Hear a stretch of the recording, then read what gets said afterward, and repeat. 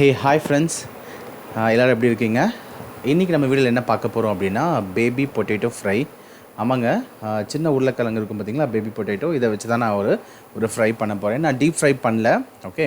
வெறும் சும்மா கடையில் லைட்டாக எண்ணெய் ஊற்றி நல்லா அது நான் நான்ஸ்டிக் தவா எடுத்துருக்கனால அது நல்லா ஃப்ரை ஆகி ரோஸ்ட் ஆகி வரும், ஓகே. ஸோ வாங்க வீடியோக்குள்ளே போகலாம். முதல்ல என்ன பண்ணியிருக்கேன், 2 டேபிள் ஸ்பூன் நல்லெண்ணெய் விட்டுட்டு அதில் சீரகம் தாளிக்கிறேன். நான் தாளிச்சிட்டு ஆல்ரெடி நீங்கள் பேபி பொட்டேட்டோ நல்லா வாஷ் பண்ணி தோல்லாம் சீவி கழுவிட்டு அதையும் நான் இதில் சேர்த்துட்டு மஞ்சப்பொடி, உங்களுக்கு தேவையான அளவு காரம். நான் காரம் எப்போவுமே கம்மியாக சேர்க்கறதுனால நான் கம்மியாக தான் போடுறேன், ஓகே. கலருக்காக காஷ்மீரி பவுடர் நான் போடுறேன், அலாங் வித் கொஞ்சமாக சால்ட்டு, ஓகே. தேவையான அளவு இதெல்லாம் போட்டுட்டு தண்ணியெல்லாம் எதுவும் ஊற்றாமல் நீங்கள் இந்த நான்ஸ்டிக் மூடியை போட்டு நல்லா மூடிடுங்க, ஓகே. ஒரு எவ்ரி 5 மினிட்ஸ் ஒரு 10 மினிட்ஸ் நீங்கள் என்ன பண்ணணும், அதை நல்லா திருப்பி விடணும், கிளறி விடணும். இல்லைனா ரொம்ப அடிப்பு ஒரே சைடில் வெந்த மாதிரி இருக்கும், ஓகே. இது ரவுண்ட் ஷேப் இருக்கனால நீங்கள் எல்லா சைட்லேயும் அப்பப்போ திருப்பி விட்டுட்டே இருக்கணும். ஸோ தட் அப்போ தான் நல்லா இதாகும்.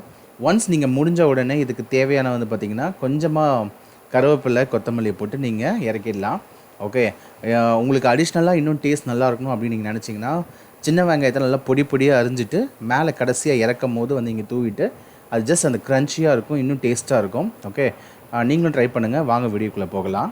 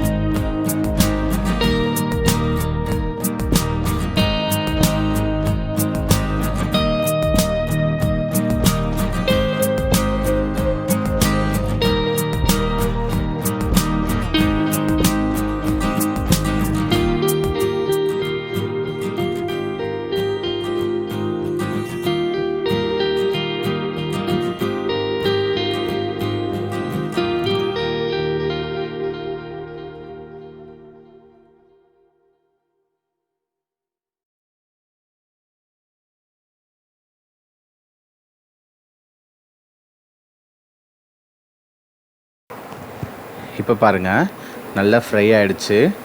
ஸோ இது வந்து நீங்கள் தயிர் சாதத்துக்கோ இல்லை சாம்பார் சாதத்துக்கோ எல்லா ரைஸ்க்குமே நீங்கள் சாப்பிட்லாம். ரொம்ப டேஸ்ட்டாக இருக்கும். நீங்களும் ட்ரை பண்ணி பாருங்கள். இந்த வீடியோ பிடிச்சிருந்தால் லைக் பண்ணுங்கள், கமெண்ட் பண்ணுங்கள், சப்ஸ்கிரைப் பண்ணுங்கள். தேங்க்ஸ் ஃபார் வாட்சிங்.